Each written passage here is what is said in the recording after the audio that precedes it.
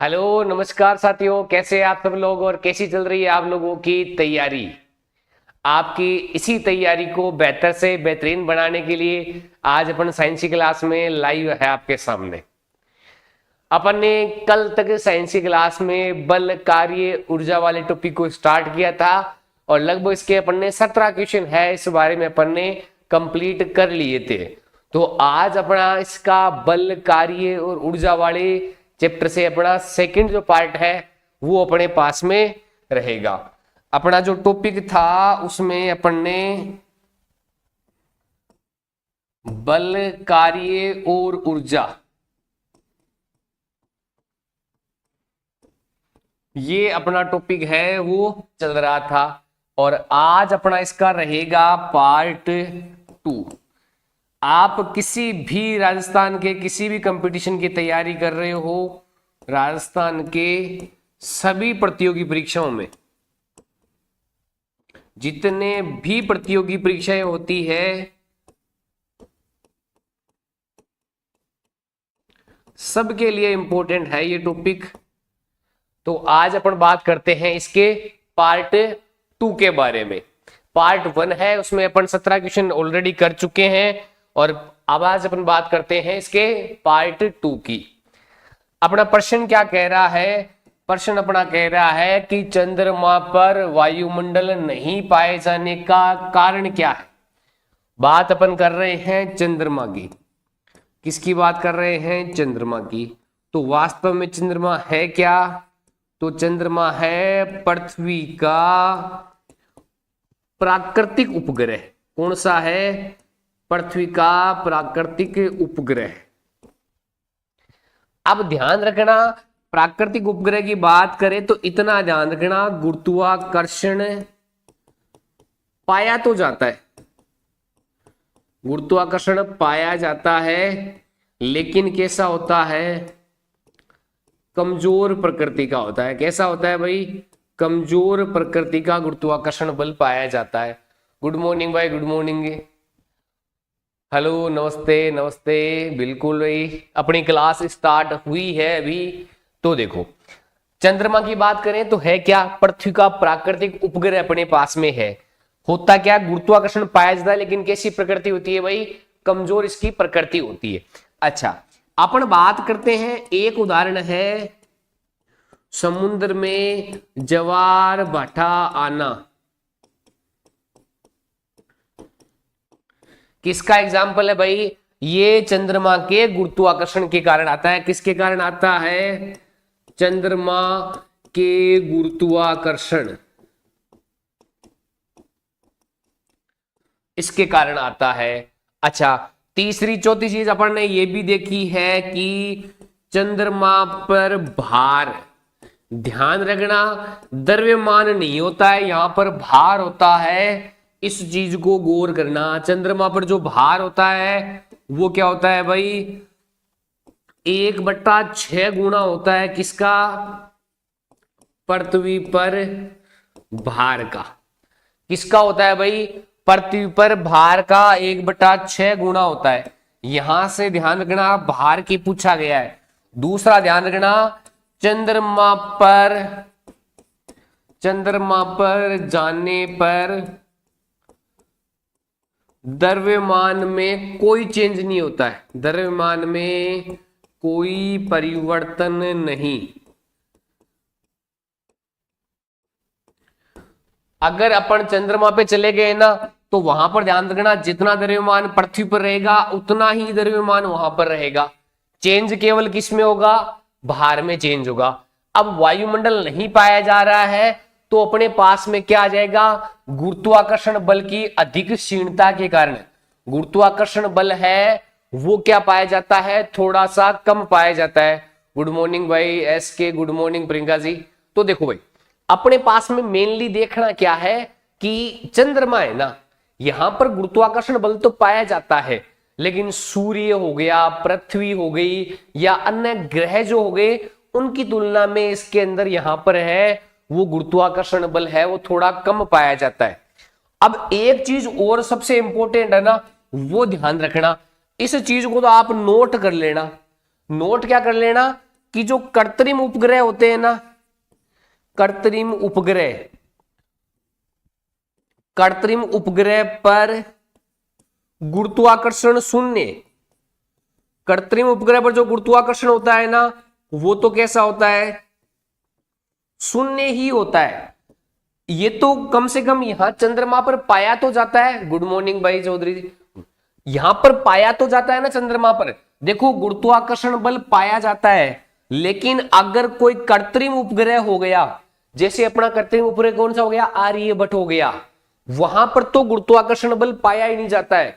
जब भी आपने देखा होगा रॉकेट में लोग जाते हैं तो क्या होते हैं, वहां पर भोजन को भी क्या करना पड़ता है, ट्यूब के रूप में ग्रहण करना पड़ता है। तो वहां पर तो गुरुत्वाकर्षण शून्य होता है। चंद्रमा पर पाया जरूर जाता है, लेकिन वास्तव में कैसा होता है भाई, कमजोर प्रकृति का होता है, जिसके कारण वहां पर वायुमंडल एब्सेंट होता है। चलिए भाई अगले क्वेश्चन पे, अगला क्या कह रहा है, जब भी कोई वस्तु स्थिर होती है तो ध्यान रखना भाई, अगर मान लो कि ये है कोई वस्तु है, ये अपनी क्या आ गई वस्तु, अब मैंने क्या किया, इधर 5 न्यूटन का बल लगा दिया। कितने का बल लगा दिया, 5 न्यूटन का बल। अगर मैंने इधर भी कितने का बल लगा दिया, 5 न्यूटन का बल लगा दिया। अब मेरे को इसका आंसर बता दो कि अगर ये वस्तु थी, वस्तु पर इधर भी 5 न्यूटन का बल खींच रहा है, इधर भी 5 न्यूटन का बल खींच रहा है, तो बता दो वस्तु किधर जाएगी। इसमें अपने को आंसर बताना है कि इधर भी 5 न्यूटन का बल लग रहा है, इधर भी 5 न्यूटन का बल लग रहा है।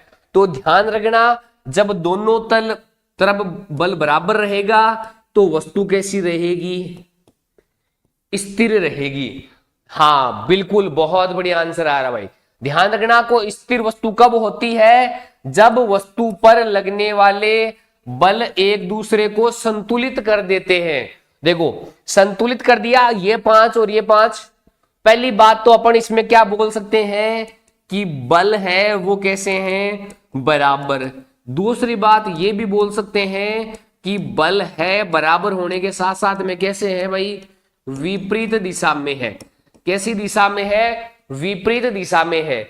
जब बल बराबर और विपरीत दिशा में हो जाते हैं तो वो कैसे हो जाते हैं भाई, संतुलित हो जाते हैं। कैसे हो जाते हैं, संतुलित हो जाते हैं। क्या यहां से अपन एक लाइन लिख सकते हैं क्या इस लाइन पे गौर करना, क्या मैं ऐसा लिख सकता हूं क्या, वस्तु की गति के लिए, वस्तु की गति के लिए असंतुलित बल आवश्यक है, असंतुलित बल आवश्यक है। क्या इस लाइन को समझ पा रहे हैं? अगर वस्तु को अपने को गति करवानी है तो अपने को क्या चाहिए भाई, अपने को किस प्रकार का बल चाहिए, अपने को असंतुलित बल है चाहिए। बिल्कुल। तो अब देखो भाई, क्योंकि अगर संतुलित बल हो गया तब तो वस्तु कैसी रहेगी, स्थिर। अपने को क्या लिखना है, अगर अपने को गति करवानी है तो अपने के लिए क्या चाहिए होगा, असंतुलित बल अपने पास में चाहिए। चलिए भाई आगे, अगला क्या कह रहा है भाई, एक गतिशील बस में अचानक ब्रेक लगाने पर जो सवारी है वो आगे की ओर झुक जाती है। अब इस वाले नियम को एक बार आप समझ लेना, एक बार आपके पास दिमाग में क्लियर हो गई चीजें तो आपको कभी भी दोबारा इस नियम को देखना नहीं पड़ेगा। केवल और केवल 3 चीजें देखनी है भाई। 3 चीजें क्या है, गति का प्रथम नियम। कौन सा नियम है भाई, गति का प्रथम नियम। और ध्यान रखना इस नियम को अपन क्या बोलते हैं, इसको बोलते हैं अपन जड़त्व का नियम। क्या बोलते हैं भाई, जड़त्व का नियम। दूसरा है क्या, बल की गुणात्मकता बताता है, गुणात्मकता बताता है भाई। बल की क्या बताएगा, गुणात्मकता। अब ध्यान रखना, जब भी अपन बात करते हैं इस वाले में अपन 3 चीजें पढ़ते हैं। 3 चीजें हैं, वो क्या क्या है, तीनों चीजों देखना भाई। अगर अपन बोल दें कि स्थिर जड़त्व, स्थिर जड़त्व का नियम। दूसरा अपने पास में आता है गतिशील जड़त्व का नियम।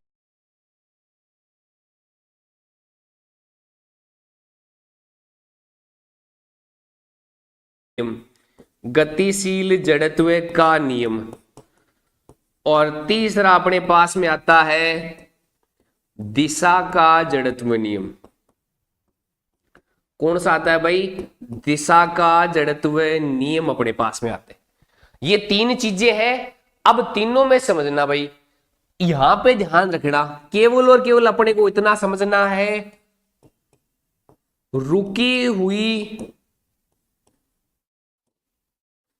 हुई वस्तु को चलाना, रुकी हुई वस्तु को गति देना। अगर ऐसा अपने को बोल देना कि कोई चीज रुकी हुई है और उसको अपन ने क्या दी है? गति। रुकी हुई थी और अपन ने क्या दे दी? गति। तो अपना कौन सा आ जाएगा? स्थिर जड़त्व का नियम अपने पास में आ जाएगा। यहां पे देखो अपन क्या दे दे कि गतिशील वस्तु को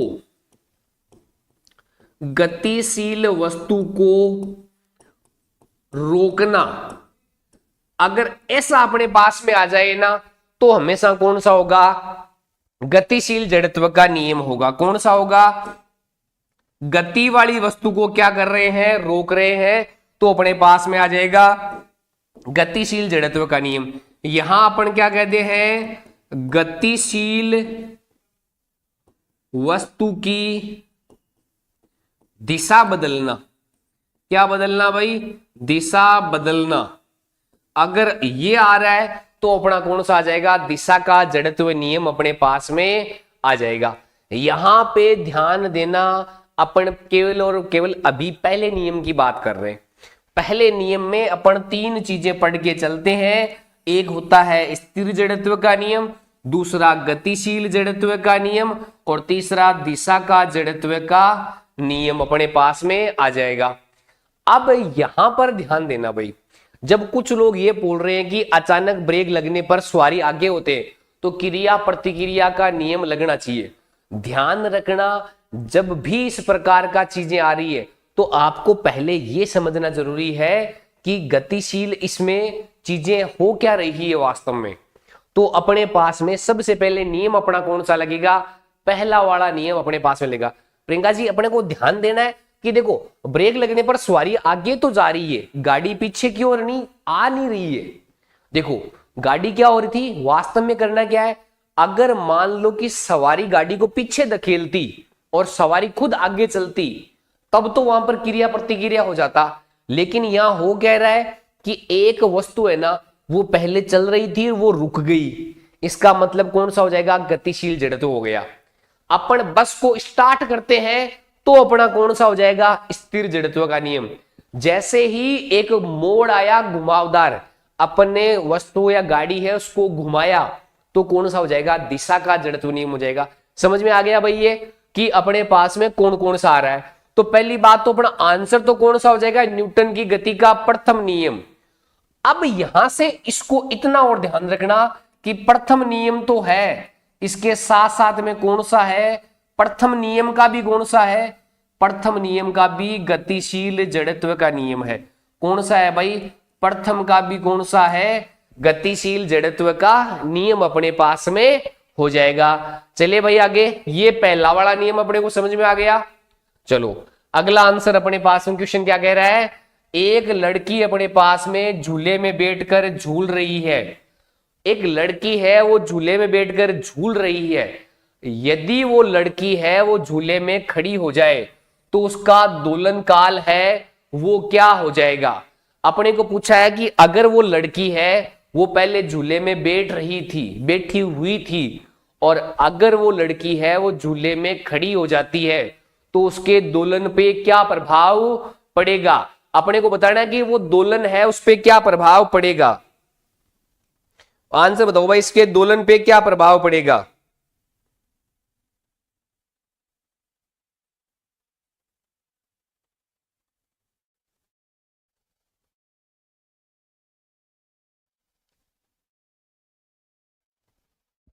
बिल्कुल आंसर बताना है भाई।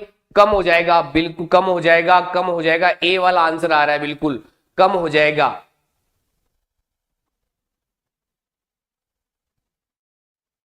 अब देखो वास्तव में है क्या कि वो लड़की पहले बैठी हुई थी, तो जो उस पे जो लंबाई थी ना वो उसकी कम थी उस वक्त बैठने में, और लंबाई कम थी ना तो उसका दोलन काल क्या हो जाएगा, बढ़ जाएगा।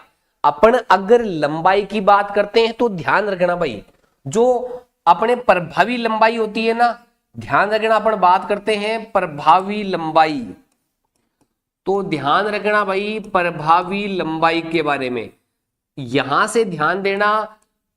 प्रभावी लंबाई बढ़ने पर, प्रभावी लंबाई बढ़ने पर क्या हो जाना है भाई, दोलन काल कम हो जाना है। क्या हो जाना है, दोलन काल कम। और अगर प्रभावी लंबाई कम हो गई, प्रभावी लंबाई अपने पास में क्या हो गई भाई, कम हो गई, तो अपने पास में क्या हो जाना है, दोलन काल है वो बढ़ जाना है। दोलन काल क्या होता है, बढ़ जाता है। बहुत बढ़िया आंसर आ रहा है भाई, ध्यान रखना। जब वो बैठी थी तो उसकी प्रभावी लंबाई कम थी तो दोलन काल ज्यादा था, जैसे ही वो खड़ी हो गई उसकी प्रभावी लंबाई है वो बढ़ गई, तो उसका दोलन काल क्या हो जाएगा, कम हो जाएगा। बहुत ही बेहतरीन। अपने को यही समझना है कि जैसे ही प्रभावी लंबाई का फर्क अपने पास में आता है तो अपने पास में दोलन काल। अच्छा, इसी का एक एग्जाम्पल कई बार और आता है। वो एग्जाम्पल क्या, जैसे मान लो मैं एक झूले पे झूल रहा हूं। अब झूले पे झूलते हुए मैं क्या कर रहा हूं, मैंने अपने हाथ ऐसे कर रखे हैं, मैंने अपने हाथ खुले रखे हैं, झूले पे झूल रहा हूं। अब झूले पे झूलते झूलते अगर मैंने हाथ अपने नीचे कर लिए तो उसके अंदर क्या हो जाएगा, झूले की स्पीड बढ़ जाएगी, और जैसे ही मैं अपने हाथों को दूर करूंगा उसकी स्पीड है वो क्या हो जाएगी, कम हो जाएगी। आप कई बार झूले पे झूलते हुए देखना, अगर आप अपने दोनों हाथों को खुला रखोगे ना तब तो क्या हो जाएगा, जड़त्व आघूर्ण के कारण अपना जो झूले की जो स्पीड है वो कम हो जाती है, और जैसे ही अपने हाथों को अपना एक साथ कर लेते हैं तो वहां पर झूले की स्पीड क्या हो जाती है भाई, बढ़ जाती है। अगला देखो भाई, खिलाड़ी क्या कर रहा है, निम्न में से किसका लाभ उठाने के लिए लंबी कूद से पहले दौड़ता है। ध्यान रखना, एक खिलाड़ी क्या कर रहा है, जब भी वो लंबी कूद कूदेगा ना तो उससे पहले वो खिलाड़ी क्या करेगा, दौड़ लगाएगा। देखो भाई खिलाड़ी क्या कर रहा है, समझने का नाम है भाई, खिलाड़ी क्या कर रहा है, दौड़ लगा रहा है। क्या कर रहा है भाई, दौड़ लगा रहा है। बाद में क्या करेगा, खिलाड़ी कूदेगा। क्या करेगा, कूदेगा। जैसे ही खिलाड़ी कूदेगा, हाँ बिल्कुल, दूर करने पर गिर भी सकते हैं भाई। देखो खिलाड़ी कूदेगा और कूदने के बाद में खिलाड़ी कैसा आ जाएगा भाई, अपने पास में रुक गया। खिलाड़ी क्या हो जाएगा भाई, रुक जाएगा। क्या हो जाएगा भाई, रुक जाएगा। बहुत बढ़िया, आपने पहला आंसर समझ गए। अभी जो पीछे का प्रश्न था ना, ध्यान रखना भाई प्रियंका जी, आपने पीछे का प्रश्न समझने का प्रयास करो। आप हमने क्या कहा था कि खिलाड़ी क्या कर रहा है, कि खिलाड़ी दौड़ लगा रहा है। दौड़ लगाने का मतलब क्या कर रहा है, अगर वो खिलाड़ी अपने पास में ऊर्जा ग्रहण कर रहा है और ऊर्जा ग्रहण करेगा, लास्ट में जाके क्या कर जाएगा, वो दौड़ने के या कूदने के बाद में रुक जाएगा। तो क्या है, यहां पर तो खिलाड़ी कैसा है, गतिशील अवस्था में है, और यहां पर खिलाड़ी कैसा हो गया, रुक गया। तो अपन ने यही पढ़ा था कि गतिशील वस्तु अगर रुक जाती है तो अपना कौन सा होता है भाई, गति का जड़त्व या जड़त्व का पहला नियम, या गति का कौन सा आ जाएगा, पहला नियम, जड़त्व का नियम अपने पास में आ जाएगा। देखो बेसिकली वो करता क्या है कि ऊर्जा प्राप्त करने की कोशिश करता है। किसकी कोशिश करता है, ऊर्जा प्राप्त करने की, ताकि वो जब भी कूदे उसको वो एनर्जी मिल जाए, ताकि वो लंबी दूर तक वो कूद सके। तो ध्यान रखना, खिलाड़ी पहले कैसी रहेगा, गतिशील में, और बाद में क्या हो जाएगा, रुक जाएगा। समझ में आ गया भाई अपने पास में। देखो घर्षण की जब भी बात करें तो घर्षण के लिए दौड़ना जरूरी नहीं है, घर्षण के लिए तो वो रुकी हुई अवस्था है वही हो जाएगी। अगला क्या कह रहा है भाई, न्यूटन के गति के तीसरे नियम का कथन है कि क्रिया एवं प्रतिक्रिया बल बराबर और विपरीत होते हैं। अब यहां पे भाई आप समझ लेना, देखो अपन बात कर रहे हैं थर्ड नियम की। गति का कौन सा नियम है भाई? थर्ड नियम। यहां पे इसको नाम क्या बोलते हैं? नाम बोलते हैं क्रिया प्रतिक्रिया बल। क्या बोलते हैं भाई? क्रिया प्रतिक्रिया बल या नियम। समझना कि क्या होता है क्रिया व प्रतिक्रिया। क्रिया और प्रतिक्रिया क्या होती है? परिमाण में समान। किस में होती है भाई? परिमाण में समान परंतु दिशा में विपरीत। किस में होती है भाई? परिमाण में तो समान होती है लेकिन दिशा में कैसी होती है? विपरीत होती है। अब यहां पे एक ही उदाहरण से समझना, दूसरा उदाहरण ही नहीं देना है आपको, केवल एक उदाहरण से। देखो क्या है कि नाव का पानी में चलना। नाव है वो कहां चल रही है भाई? पानी में चल रही है। अब यहां पे केवल अपने को देखना है। देखो अगर आप या मैं एक नाव को लेके पानी में गए तो नाव को जैसे ही अपन ने पानी में उतारा, अपन ने सबसे पहले क्या किया? अपन ने पतवार थी, पतवार से अपन पानी को पीछे धकेल रहे हैं।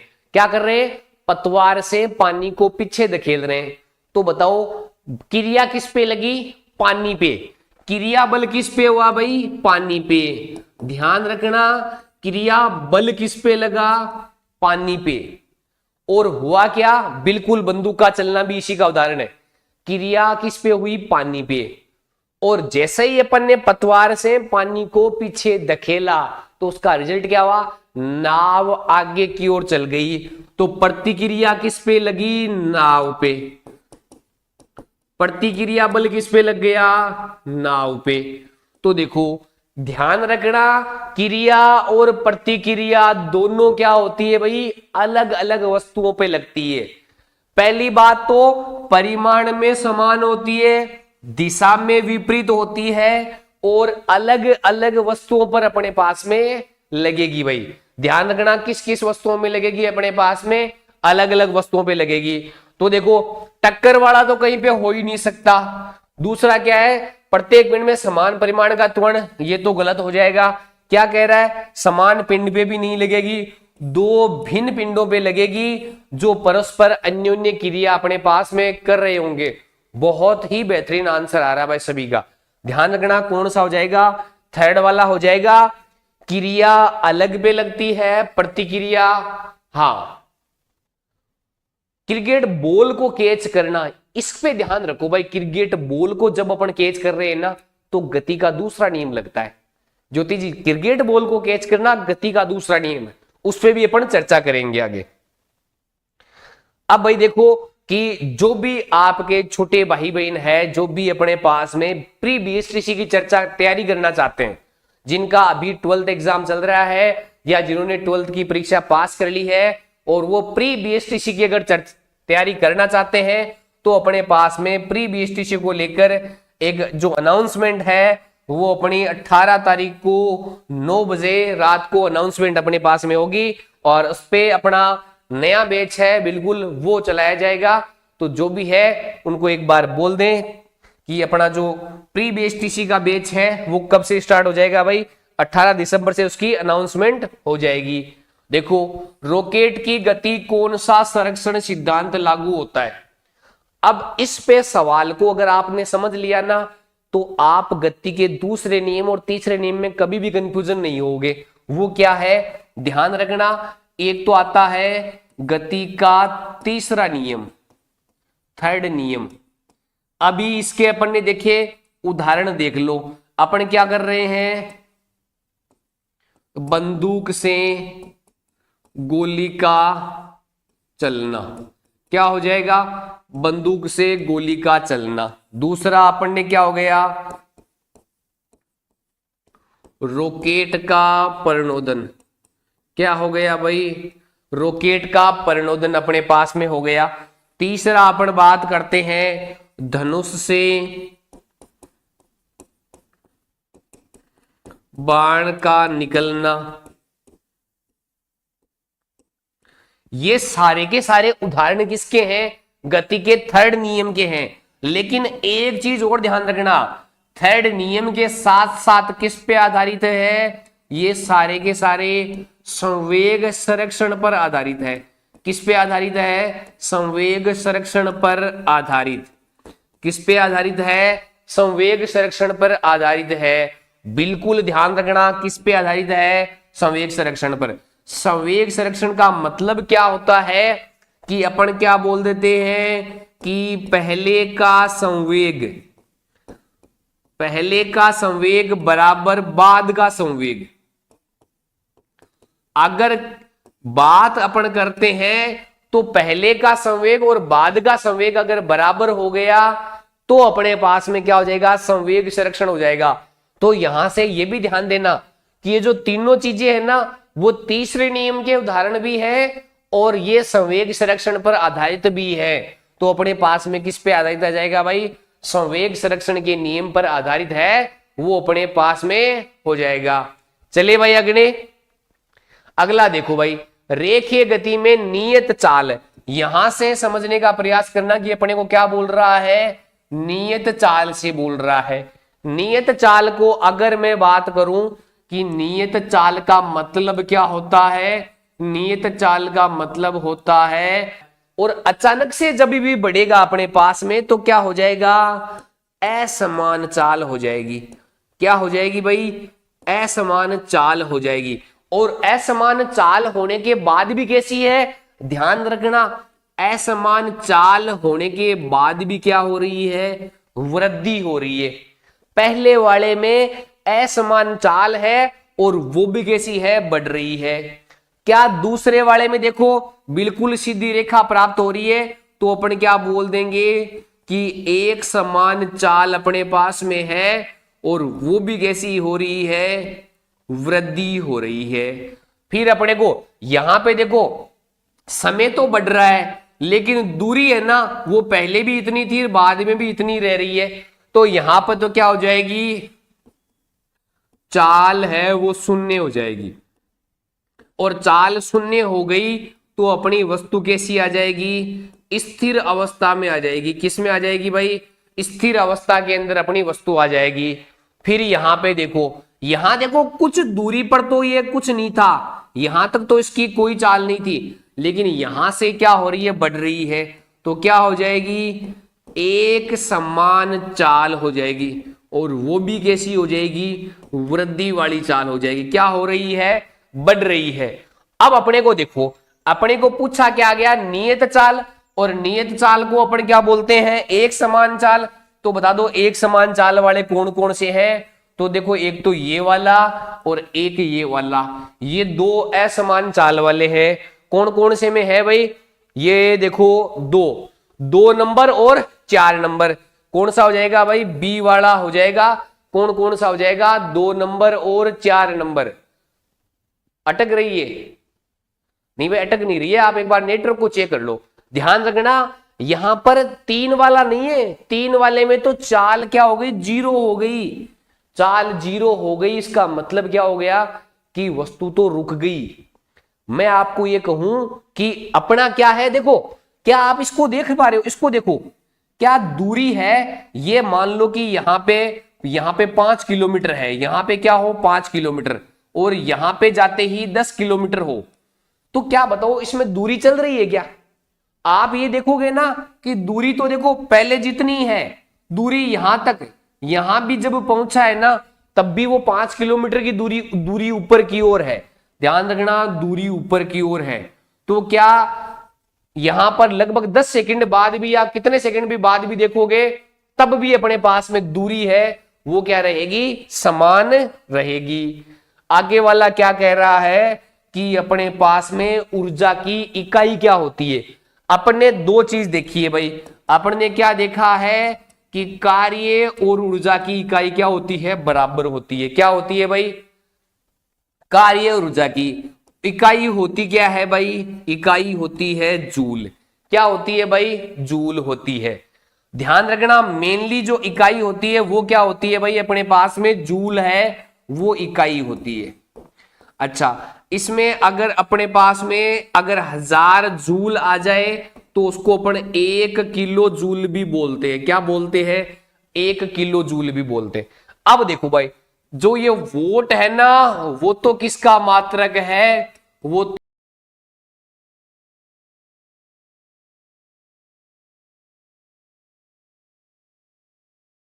तो शक्ति का मात्रक है। किसका मात्रक है? शक्ति का मात्रक। किलोमीटर प्रति घंटा, ये तो चाल या फिर वेग का मात्रक है। किसका मात्रक है भाई? चाल या वेग का मात्रक है। और अपने पास में जूल प्रति सेकंड, ध्यान रखना, जूल प्रति सेकंड, ये अपने पास में किसका आ जाएगा? शक्ति का मात्रक आ जाएगा भाई। देखो, शक्ति बराबर क्या होती है? शक्ति बराबर होती है भाई कार्य बट्टा समय, या इसको अपन क्या बोलते हैं? इसको बोलते हैं कार्य करने की दर। क्या बोलते हैं भाई? कार्य करने की दर ही तो बोलते हैं शक्ति को। अब देखो, कार्य का मात्रक क्या हो गया? जूल, और समय का मात्रक क्या हो गया? सेकंड। क्या हो गया? सेकंड। तो जूल बट्टा सेकंड है, वो तो किसका हो गया? शक्ति का अपने पास में आ गया। अब यहां से देखो, क्या जूल बट्टा सेकंड को अपन वोट बोल सकते हैं? क्या जूल बट्टा सेकंड को अपन वोट बोल सकते हैं? अब यहां पे ये देखो, सेकंड वाला इधर भाग में है, उधर आगे जाएगा तो किस में आ जाएगा? गुणा में। तो अपन क्या बोल सकते हैं? जूल है वो किसके बराबर आ जाएगा? वोट इंटू सेकंड के बराबर आ जाएगा। किसके बराबर आ जाएगा? वोट इंटू सेकंड के बराबर आ जाएगा। और अपने को पता है कि जूल ही है वो किसका मात्रक है? कार्य और ऊर्जा का मात्रक है। तो अपना कौन सा हो जाएगा? फोर्थ वाला अपने पास में आंसर हो जाएगा। ध्यान देना भाई, यहां पे जूल बट्टा सेकंड, जूल बट्टा सेकंड शक्ति का मात्रक, वोट भी है शक्ति का मात्रक, किलोमीटर प्रति घंटा चाल या वेग का मात्रक, और वाट्स इंटू सेकंड है वो किसके बराबर होता है? जूल के बराबर। और जूल किसका मात्रक है? कार्य और ऊर्जा का मात्रक है भाई। आगे देखो भाई, सिंपल सा सवाल है, बहुत बार एग्जामों में पूछा जा चुका है कि ऊर्जा संरक्षण का नियम आखिर है क्या? ऊर्जा संरक्षण का नियम यह है कि ऊर्जा को न तो अपन बना सकते हैं और न ऊर्जा को नष्ट कर सकते हैं। तो फिर ऊर्जा का करते क्या है अपन? ऊर्जा का अपन क्या करते हैं? जैसे अपन ने खाना खाया तो अपन ने ऊर्जा ग्रहण की, और अब अगर मैं उसको बोल रहा हूं उस ऊर्जा को, तो वो ऊर्जा क्या हो जाएगी? बोलने के दौरान एक अन्य ऊर्जा में बदल जाएगी। तो ऊर्जा है वो एक रूप से दूसरे रूप में क्या होती है? स्थानांतरित होती है। ध्यान रखना, न तो पैदा किया जा सकता है और न ही नष्ट किया जा सकता है। केवल अपन क्या कर सकते हैं? ध्यान रखना, केवल ऊर्जा एक रूप से दूसरे रूप में स्थानांतरित होती है, दूसरे रूप में स्थानांतरित या परिवर्तित होती है भाई। क्या होती है? परिवर्तित होती है। ये किसका सिद्धांत है भाई? ऊर्जा संरक्षण का। बिल्कुल, एक रूप से दूसरे रूप में। ए फॉर एप्पल, बहुत बढ़िया भाई। ध्यान रखना, न अपन बना सकते हैं न अपन उसको नष्ट कर सकते हैं। अपन केवल और केवल एक रूप से दूसरे रूप में क्या कर सकते हैं? उसको बदल सकते हैं। अच्छा, एक चीज ध्यान रखना, अगर अपन बात कर रहे हैं खाद्य श्रृंखला की, अपन बात कर लो, या फिर अपन खाद्य जाल की बात कर लो, खाद्य श्रृंखला की बात कर लो या खाद्य जाल की बात कर लो, ध्यान रखना यहां से एक चीज और निकलती है। एक स्तर से दूसरे स्तर तक, एक स्तर से दूसरे स्तर तक केवल 10% ऊर्जा चलती है। कितनी चलती है? केवल और केवल अपने पास में 10%, केवल 10% ऊर्जा स्थानांतरित होती है।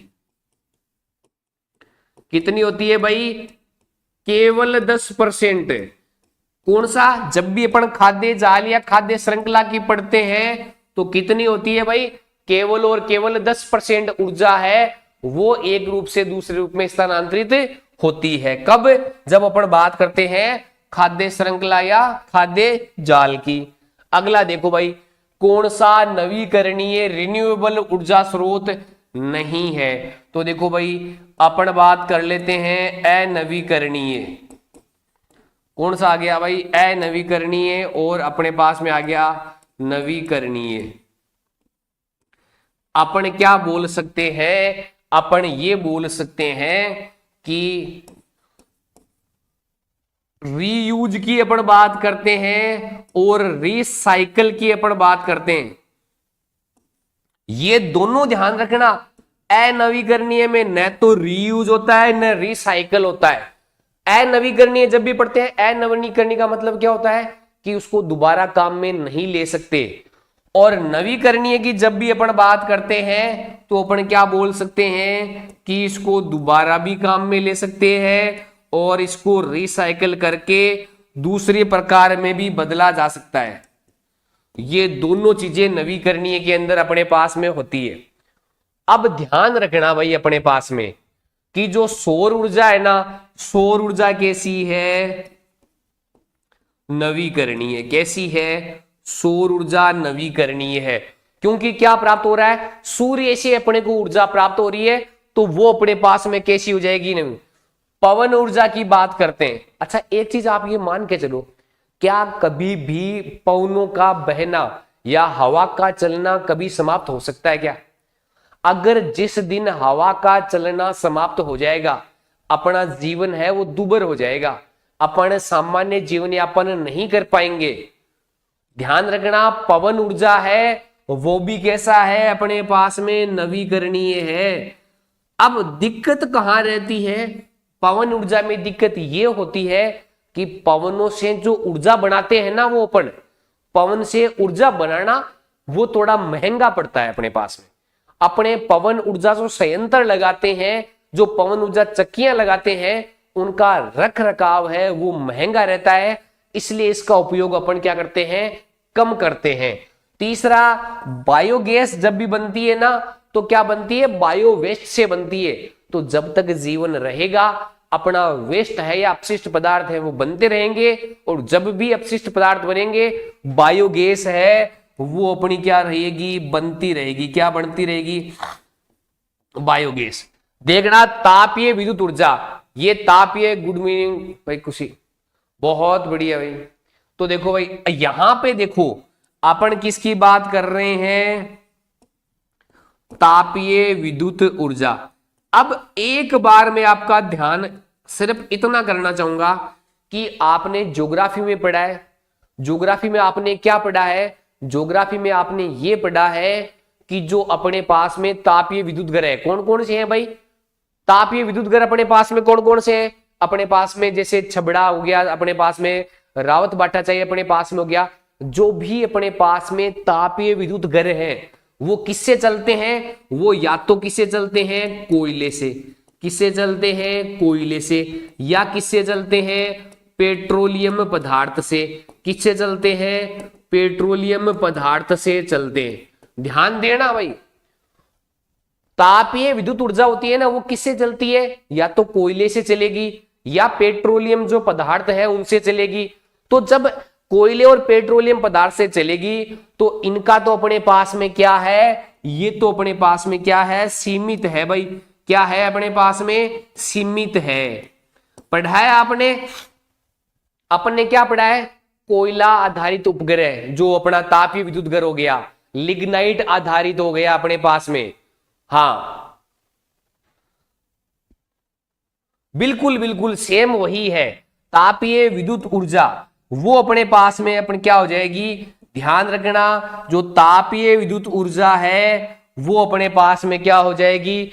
अनवीकरणीय हो जाएगी। ध्यान रखना, भूतापीय ऊर्जा अलग होती है, वो भूमि के अंदर से निकलने वाले हैं। यहां पे क्या है कि अपन जो भी ताप विद्युत ऊर्जा अगर जो भी बनाते हैं वो सारे किस पे आधारित होते हैं? या तो पेट्रोलियम पदार्थ होंगे या किस पे आधारित होंगे? कोयले पे आधारित अपने पास में होंगे। और ये जो चीजें है ना, वो कैसी मात्रा में है? सीमित मात्रा में है। और जब सीमित मात्रा में है तो इनको दोबारा काम में नहीं ले सकते, ये चीजें हैं कुछ समय बाद में नष्ट हो सकती है, इसीलिए इनका अपने को क्या करना चाहिए, इनका क्या करना चाहिए, कम प्रयोग करना चाहिए। क्या करना चाहिए, कम प्रयोग अपने को करना चाहिए। तो तापीय विद्युत ऊर्जा है वो कैसी हो जाएगी, अनवीकरणीय अपने पास में हो जाएगी। ध्यान रखना, सौर ऊर्जा है वो सूर्य से प्राप्त होगी, और अगर सूर्य ही खत्म हो गया, सूर्य से ऊर्जा ही प्राप्त नहीं हो रही है, तो फिर अपना जीवन भी नहीं रहना। पवन ऊर्जा है, जब तक पवन नहीं चलेगी तब तक अपना है, जिस दिन पवन चलना जीवन ही बंद हो गया तो फिर अपने ऊर्जा भी किसी काम की। तो सेम ऐसी चीज ध्यान रखना कि जो तापीय ऊर्जा है वो कैसी है भाई, अनवीकरणीय अपने पास में है। अपने को क्या करना है भाई, लाउड स्पीकर है, क्या है, लाउड स्पीकर में कौन सी ऊर्जा रूपांतरित होती है, किसकी बात करते हैं भाई, लाउड स्पीकर की। अब लाउड स्पीकर की ध्यान से सुनना, एक बार इसको समझ लेना, समझने के बाद में आपको सारी चीजें क्लियर हो जाएगी। अपन बात किसकी कर रहे हैं भाई, लाउड स्पीकर की। केवल और केवल समझना, देखो रटना बिल्कुल भी नहीं है, केवल एक बार मेरी बात को आप समझना, आप खुद आंसर दोगे, आपको किसी से कोई सोचने की जरूरत नहीं, आप खुद आंसर दोगे। पहले मेरे को बताओ, मेरे को लाउड स्पीकर चलाना है, मैं क्या करूंगा। आप ये बोलोगे कि सर लाउड स्पीकर चलाना है तो पहले आपके पास लाइट की सुविधा है या नहीं है, विद्युत की सुविधा है या नहीं है, तो मैं बोल दूंगा हाँ मेरे पास विद्युत की सुविधाएं है। तो आप बोलोगे क्या करोगे, आप बोलोगे कि सर विद्युत से पहले इस लाउड स्पीकर को चलाओ तो सही। तो मैंने क्या किया, विद्युत ऊर्जा लगा दी। कौन सी ऊर्जा लगा दी भाई, विद्युत ऊर्जा। विद्युत ऊर्जा लगाई, और जैसे ही मैंने लाउड स्पीकर को विद्युत के साथ में कनेक्ट किया तो ये लाउड स्पीकर क्या हो जाएगा, स्टार्ट हो जाएगा, चलना प्रारंभ हो जाएगा। तो लाउड स्पीकर क्या है भाई, एक यंत्र ही तो है, तो वो किस में चेंज हो गया, यांत्रिक ऊर्जा में। विद्युत ऊर्जा किस में चेंज हो गई, यांत्रिक ऊर्जा में। ध्यान रखना, विद्युत है जैसे ही अपने लगाया प्लग में तो ये है कनेक्ट हो गया लाउड स्पीकर, तो यंत्र ही तो है कि, तो विद्युत ऊर्जा अपनी किस में चेंज हो गई, यांत्रिक ऊर्जा में। और जैसे ही ये चला अपने पास में क्या आ गया, गाना है वो चलने लग गया। अपन ने किसी भी ब्लूटूथ से या किसी से भी कनेक्ट किया तो अपने पास में गाना चलने लग गया, और गाना चलते ही आप डांस करने लग गए। तो वो डांस किस पे किया आपने, वो ध्वनि सुन के किया। किस पे किया भाई, ध्वनि सुन के आपने डांस किया। तो बता दो कि विद्युत ऊर्जा सबसे पहले किस में बदली, विद्युत ऊर्जा बदली यांत्रिक ऊर्जा में, और फिर वही यांत्रिक ऊर्जा किस में बदल गई, ध्वनि ऊर्जा में बदल गई। तो भाई देखो अपने पास में क्या कह रहा है, अच्छा पहले से ध्वनि नहीं थी क्या, लाउड स्पीकर पहले से ही चल रहा था क्या, नहीं। तो ये वाला ऑप्शन तो यहां से तो बिल्कुल गलत हो गया। क्या ध्वनि पहले से थी क्या, नहीं। देखो ये फोर्थ वाला है ना, ये अधूरा है।